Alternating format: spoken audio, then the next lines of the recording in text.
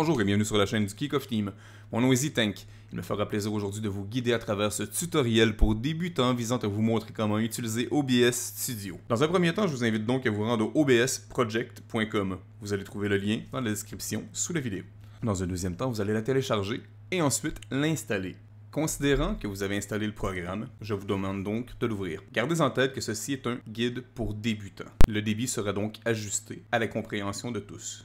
Ceci est donc la capture de mon écran principal. Nous allons aller à travers la configuration afin de vous montrer comment y parvenir. Alors que vous en êtes à votre première expérience avec OBS Studio, vous devriez avoir le programme ouvert et constater que cette zone, actuellement, est au noir. C'est tout à fait normal, vous n'avez pas encore de capture d'écran de sélectionner. Vous allez donc créer une nouvelle source. Cette nouvelle source, vous allez la créer en allant dans la boîte Source. Sous la boîte Source, vous aurez donc un petit plus. Je vous invite à cliquer sur le plus. Cela développera un menu dans lequel il y aura plusieurs options. Seulement deux de ces options vont être importantes à la création d'une capture d'écran. Nous aurons donc Display Capture et nous aurons Game Capture. Si vous planifiez enregistrer ce qu'il y a exactement sur votre écran en tout temps, afin d'éditer votre vidéo plus tard, ou quoi que ce soit, je vous invite donc à utiliser le Display Capture. Nous allons donc cliquer dessus. Comme j'ai déjà une source qui s'appelle Display Capture, celle-ci est automatiquement nommée Display Capture 2. Assurez-vous d'avoir cette petite boîte ici d'OK. Nous allons donc cliquer sur OK. En cliquant sur cette petite barre, vous allez afficher le nombre d'écrans que vous avez. Libre à votre choix de choisir l'écran que vous voulez capturer. Dans mon cas, je vais sélectionner mon écran principal, qui est celui-ci. Sélectionnez sur OK. Retournons à la boîte des sources, appuyons sur le petit plus. Et si vous planifiez enregistrer vos parties de jeu en ligne, je vous invite à cliquer sur Game Capture. Étant donné que je n'ai pas actuellement de Game Capture Scene de créer, nous allons donc en créer une nouvelle. Celle-ci va s'appeler Game Capture. Vous pouvez la renommer si vous voulez. Assurez-vous d'avoir Make Source visible, de crocheter. Appuyez sur OK. Vous pouvez laisser chacune des options qui sont ici par défaut. Appuyez sur OK. Si vous désirez changer les configurations de chacune des sources que vous venez de créer, sélectionnez la source, appuyez sur la petite gear qui est ici, l'engrenage, et vous allez pouvoir changer vos options. Cliquez sur OK. Si vous voulez supprimer une source, c'est tout aussi simple. Vous sélectionnez la source, vous appuyez sur le petit moins, ou encore sur la touche Supprimer de votre clavier. Faites sûr d'accepter. Faites sûr que la source que vous voulez utiliser prioritairement soit sur le dessus de la liste. Dans ce cas-ci, nous allons utiliser le Display Capture en priorité. Voilà. Les petites flèches, ici, dans la boîte des scènes, servent à redéfinir la priorité des sources. Exemple, j'aimerais que mon Game Capture soit pris en considération par-dessus mon Display Capture. Donc, lorsque je rentre en jeu, mon jeu est automatiquement affiché par-dessus mon Display Capture. Je vais donc assurer que mon Game Capture soit au-dessus de mon Display Capture. Il deviendra prioritaire, simplement en cliquant sur cette flèche. Je peux aussi baisser cette priorité pour la mettre en second lieu. Comme ça, mon Display Capture restera prioritaire à mon Game Capture. En addition, en plus de capturer votre écran, OBS enregistrera le son de vos sites internet, le son de vos jeux, le son de vos programmes et même le son de votre micro. Alors, rendons-nous à la console de son. Vous allez donc vous rendre dans la boîte des sources. Appuyez sur le plus. Vous allez sélectionner Audio Output Capture. Vous allez créer une nouvelle source. Cette nouvelle source, je vous recommande de l'appeler Desktop Audio. Ça va être plus facile pour vous de vous démêler plus tard. Make Source visible, appuyez sur OK. Device, vous allez sélectionner Default, tout simplement. Use Device Timestamp, appuyez sur OK. Afin de configurer votre microphone, nous allons procéder sensiblement à la même procédure. Vous allez aller dans la boîte de source, appuyez sur le plus. Je vous invite donc à cliquer sur Audio Input Capture. Avant d'aller plus loin, j'aimerais vous inviter à venir rejoindre notre chaîne Twitch TV/ZTank et ainsi rejoindre notre Discord. Les liens seront dans la description plus bas. Merci. Vous allez le nommer comme vous le voulez. Je vous recommande donc de l'appeler microphone. Dans mon cas, le mien se nomme Audio Input Capture 1, j'en ai déjà un créé. Considérez d'appeler le vôtre microphone, appuyez sur Make Source visible, appuyez sur OK. En tant que device, vous allez pouvoir sélectionner quel micro vous désirez utiliser. Je vous recommande donc d'utiliser votre microphone à vous. Vous allez le trouver dans votre liste. Sélectionnez-le. Dans mon cas, nous allons utiliser le HyperX Quadcast. Appuyez sur OK.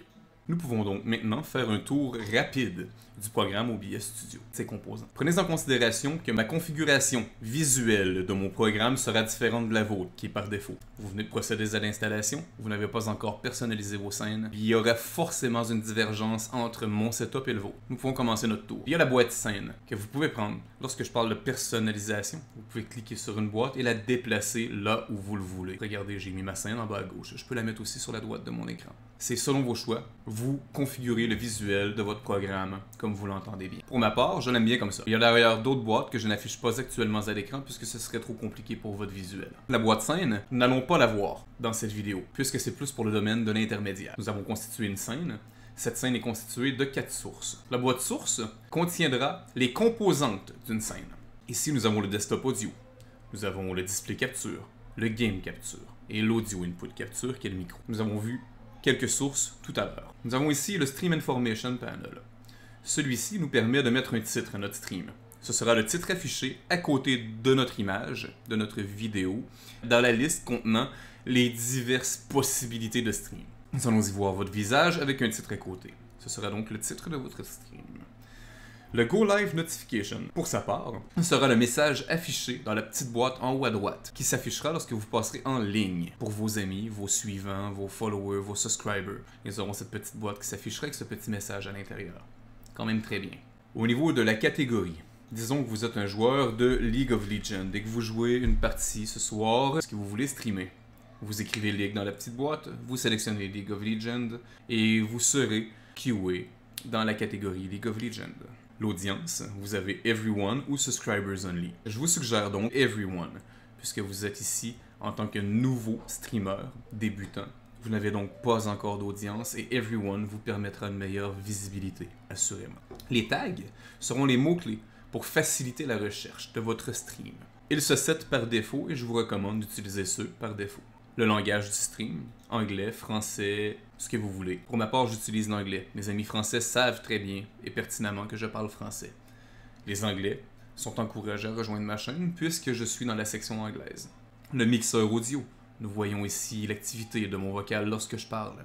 Et l'activité du son sur mon desktop. Actuellement, il n'en a pas. Puisque je suis en train de vous parler, je n'écoute pas une vidéo, je n'écoute pas de musique. S'il y aurait de la musique ou du vidéo, nous pourrions voir une diversité de lumière et d'éclairage ici dans cette barre. Nous avons les stats, en général, l'usage de votre ordinateur, le disk space available, et tout sera affiché ici. Si vous avez d'ailleurs des lags, ces numéros s'afficheront en rouge ou en jaune. Pour l'instant, nous sommes sur une connexion stable. Tout va bien. Nous avons le Start Streaming Button. Vous voulez partir en live?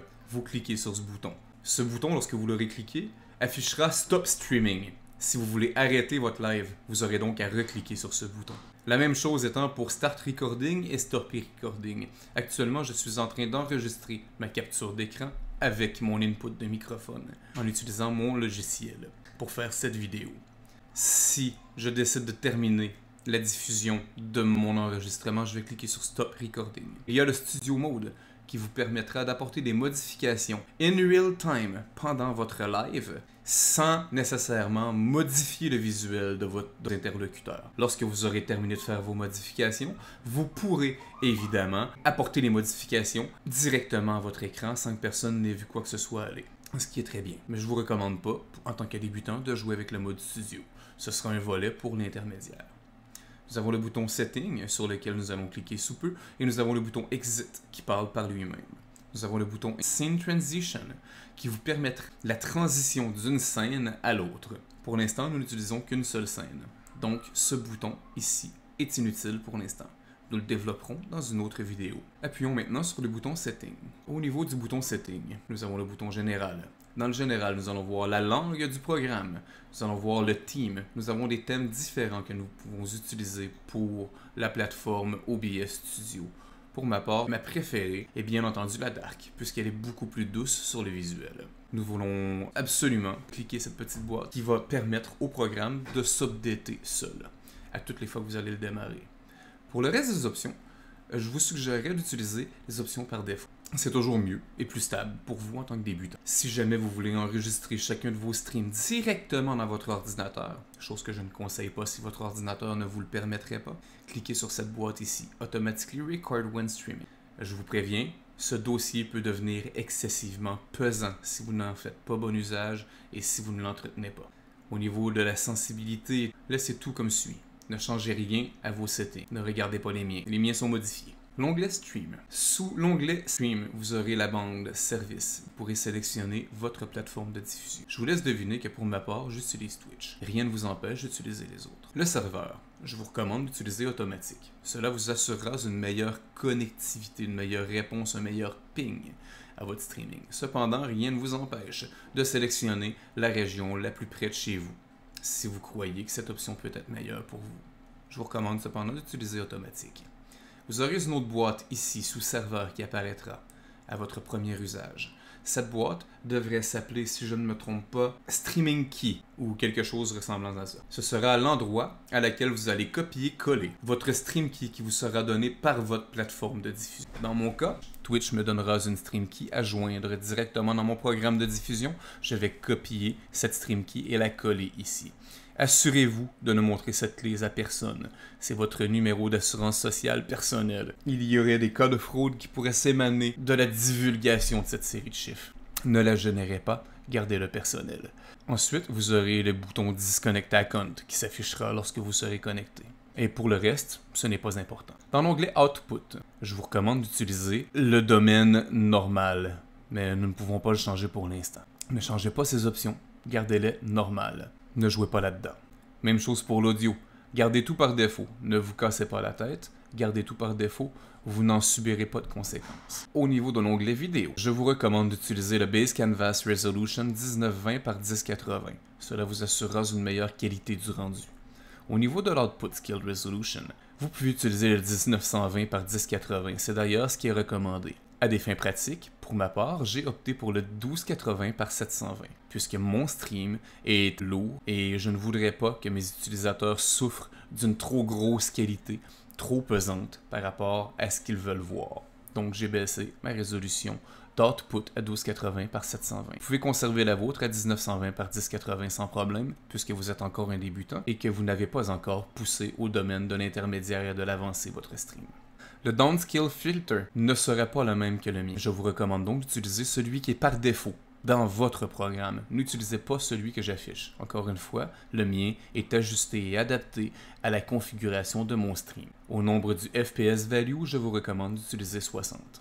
Passons à l'onglet Hotkey. Dans l'onglet Hotkey, vous aurez une diversité d'options à laquelle vous pourrez joindre des quickies. C'est à votre discrétion. Vous n'en voyez pas sur le mien parce que j'utilise un Stream Deck. Je vous recommande de vous procurer un Stream Deck si vous découvrez que le streaming est fait pour vous. C'est assurément un upgrade considérable. Pour l'instant, vous pouvez utiliser quelques quickies que ce soit selon votre personnalisation à vous et vos goûts propres. Passons à l'onglet Advanced. Access Priority, je le mettrai à High. Au niveau du reste, gardez tout par défaut. Tout par défaut. Vous venez d'installer le programme, il y a des options de setup ici. Par défaut, gardez-les, conservez-les, ne les modifiez pas tout de suite. Restez dans le domaine du débutant. Ne poussez rien. Je vous invite donc à cliquer sur OK. Nous vous remercions d'avoir pris le temps de regarder cette vidéo et nous espérons qu'elle vous a été d'un aide quelconque. Advenant le cas, nous aimerions que vous cliquiez sur le pouce par en haut et bien entendu que vous souscriviez à la chaîne. Cela vous permettra de garder un œil sur notre contenu. Dans un avenir près, nous allons publier d'autres vidéos dans un domaine un peu plus intermédiaire afin de peaufiner la qualité de votre rendu. C'est d'ailleurs pour ainsi dire que nous vous souhaitons une excellente journée et à notre prochaine diffusion. Au plaisir de vous revoir!